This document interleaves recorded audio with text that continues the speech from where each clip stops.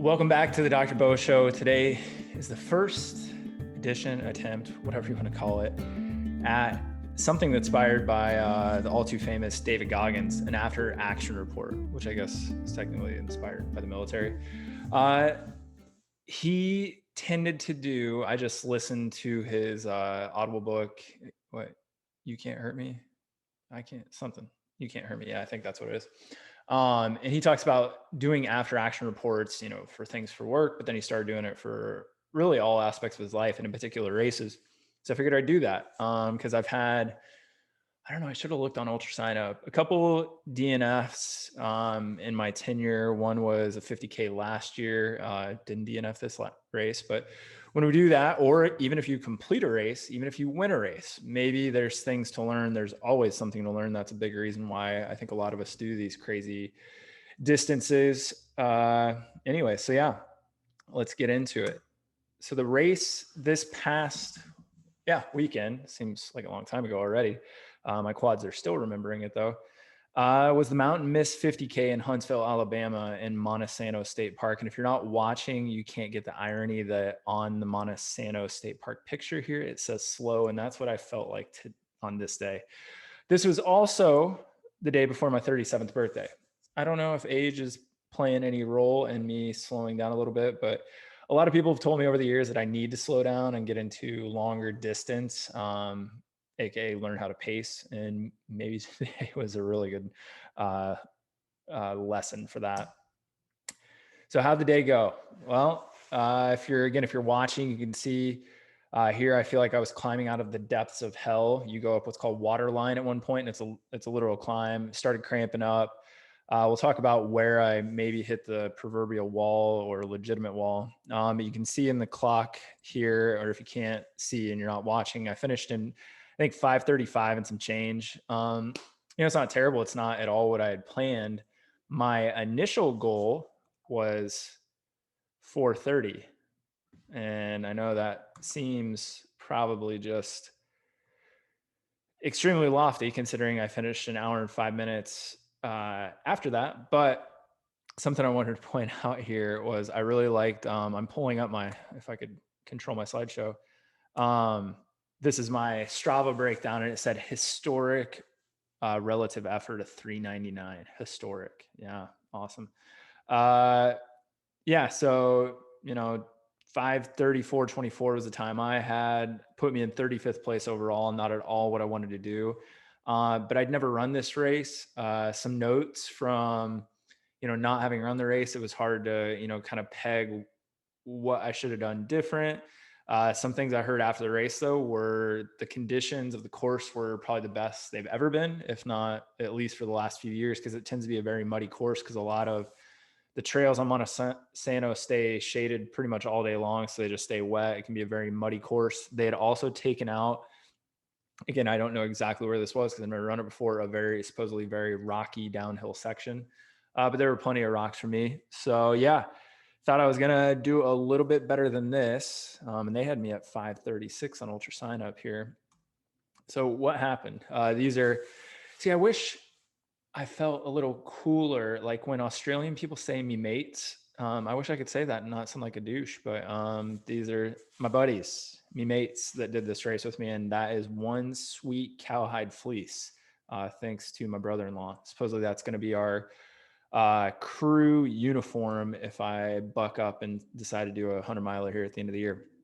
Now, this is getting into the later miles here. We have 22 through 31. And if you look at mile 24, this is where everything kind of came to a head. Yeah, elevation started to increase precipitously in the last 6 miles. I had heard that info, but they were spot on. You can see this 20-minute mile wasn't just altitude or elevation change. There were a couple things that I didn't do well. I'll break all that down at the end, but this is where the rails came off. I was in the top 10 up until this point, and then just, I never stopped moving, just slowed down a lot. And, Maddox has never disappointed me. This before the race started, though, so I don't know what her thoughts were at the end. Again, something that's a little frustrating when you look at, again, how specific or how much can we rely on heart rate data for a lot of reasons, but just from the tech, from Koros talking to Strava. But if we looked at this and said, man, you did pretty well at staying where you would assume you would be for a race, maybe we would like a little more, zone two, since it's a 50K and we're not hopping up into that tempo for almost half the race. But I was pretty happy with that. So again, at no point during the race did I feel out of energy. My legs just got beat to hell, which I've never had happen. We'll talk about that in a second. So, and Maddox is still super pumped with her dad at the end, or she was just really happy that I was wearing that fleece. So the tactical breakdown, what did I learn? What would I do different? What I would do the same? Hydration. So the race started at 32 degrees, actually colder than now in Montesano. I think it was like 27 degrees. It's great for running, but also that sometimes leads you to feel like you don't need to drink as much. And I was putting myself on a little bit of a schedule, but obviously not enough, because I did start to cramp a little bit at mile right around 20, and then it knocked down around mile 22 when I kind of got after a little bit. And there's the whole debate on, is cramping even a hydration issue or is it neuromuscular? I got after it, it went away, whatever you want to call that. But I need to, there's the adage, Tim Noakes has been famous for saying, drink to thirst. That works sometimes, but it doesn't work all the time. And, I'm a heavy sweater. I would like to do a sweat rate test at some point and see, am I in that range, higher end range of sweat rates, from 14 to 1800 millimoles per liter of sodium. I bet I'm up there, because when I get done with even a race like this, just covered in salt, so I need to stay on top of it a little bit better. Nutrition timing. So I ate obviously the morning before I went there, and I had on me 2 spring energy gels and 2 packets of Scratch chews. And then I was using Scratch hydration mix in 1 flask. I got hungry, like legitimately hungry. And I had put myself on a schedule assuming that I was going to be around that 4:30 mark, 4:30 to 4:45. Of I could eat every 40 minutes, and I would, I'd start at 40 minutes and go every 40 minutes. I'd have enough food. Well, I didn't even get into the second thing of chews, went through both gels, chews, and then with the cramping, I grabbed some. I didn't have any, I don't really like salt pills for a lot of reasons.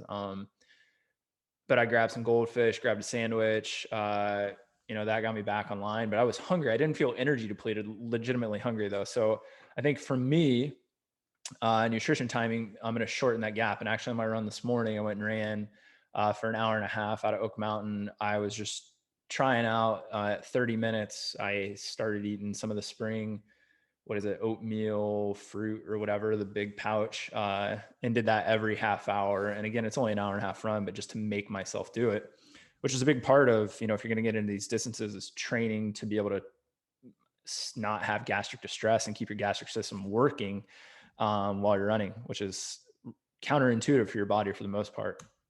Specificity of terrain. I think this is probably the biggest part of what knocked me off the rails of this race. So since I've had little Maddox here, as we can see, love her to death, but I've had to run way more around our neighborhood just for timing purposes, and not able to get as much elevation change as I would, and not a lot of eccentric downhill running. And I think that's what got me, because I have never had a race where I had to stop running downhill. Like I had to walk because my quads felt like they were exploding. And also I made some tactical errors. I believe it's mile 16. You come out of the woods, there's an aid station, and then you hit a huge downhill paved road through the neighborhood at Montesano. And I just blew by some people that stopped at the aid station. I didn't stop. I didn't need to. Well, here's a lesson learned on looking at the course before you hit the race. Didn't stop at that aid station, blew down this, I bet it was almost a mile of concrete. And then you go around a baseball field, there's another aid station. This should be, lighting off messages. But again, I'm like, oh, I can pass more people. So I passed a few more people there. At this point, like I said, I'm in the top 10 and I'm just cruising. Well, you immediately start hitting switchbacks and climbing. Well, I ran out of water halfway up on the climb. And then, that's where, again, rails came off. But even without the aid station help, the specificity there is I've been running a bunch of flat pavement and not getting in enough, eccentric loads. I think I had a lot of, micro breakdown muscular wise. Also, I honestly haven't been hitting the weights as much. I mean, I still lift weights about once a week, but I mean, it used to be at least 2 times, if not three, plus running. And that's why, like, elevation was always my just forte. I mean, my legs never got beat up. So I got to get back on that, right? You learn. And we'll talk about the races coming up. Will help me train for that too. More training in general. I've always been a culprit of I can get away with pretty fast and long efforts on low volume training. But if I want to do as well as I want in some of these more competitive races, in particular longer distances, I'm going to have to really beef up my training, get a little bit smarter, which I know better than anybody. I'm a coach. How to do that, why I need to do it. I just need to make myself more adherent to it, which may mean that I get myself a coach. I used one at the beginning of last year. And then with COVID and Maddox, awesome coach, just, wasn't a good fit for everything. So I may get a coach again just to keep myself accountable, or I may use one of the coaches with my coaching company, which if you're interested, check out foxruncoach.com. We haven't quite released it, but by the time this comes out, we'll be talking about it. So that's kind of my breakdown for the most part. What's next? So where am I going to put this stuff into effect? So upcoming, you can see I've got a lot on the books. Some of these may happen. Some of the mileage may change on some of these.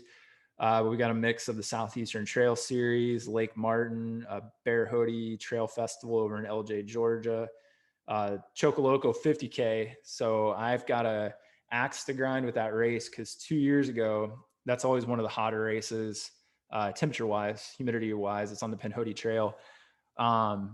I was in second place in that race until the turnaround. So it's an out and back. And at mile 16, I stopped, ate some food, started heading back. And about 2 miles later, man, my energy levels are sinking. I got passed by the first female. So now I'm in third. By the time I hit mile 22, I remember I stopped at the aid station at mile 22, ate. I'd never had one before, which is always a mistake during a race. Don't do new stuff. But they had electrolyte, like Otter Pop popsicles, and it just sounded so good because I was, I mean, this is a hot race. And I was staying on a very good schedule, but I think I went out way too hot because there's also half marathon and we went cooking with those people up front. But I had to DNF out of that race. That's one of the few that I've ever DNF'd at mile 26 of the 50K. So only 6 miles left, and just couldn't hold anything down. And it was rough, but I'm going back for that one for sure. But the next one coming up is this Lake Martin 27 miles, which for me will not be a race. This is going to be a volume training run, getting ready for the Bear Hoodie, which is April 23rd. So Lake Martin, David Tosh puts this on. It's about an hour and a half southeast of where we're at in Birmingham. And you can see it's for the 100 miler, it's about a little over 14,000 feet of elevation gain. 27 miler obviously is about a quarter of that. But it's a pretty tough race. It's a lot of up and down, and it can beat your legs up. I've done this race twice before. This will be a training race. And like I said, then the next big thing coming up is the Bear Hoodie 36 miler. That looks like a really interesting weekend, and I'll be doing after action reports on all these. So I hope these help you guys in some way. They help me, and I just figure anything that helps me may help somebody, figure out something on one of these races they're going to do, how to go about, breaking down a race, may, bring up questions about things that, you've had issues with. But give me some feedback on these. If you ever have questions, comments, whatever it is, you can hit me up at Dr. Beau Beard on all social media, drbeaubeard@gmail.com. As always, we appreciate reviews. 5-star ratings are awesome. That helps bump us up so we can get more of the good message out. And I appreciate you guys listening and watching. See you guys next time.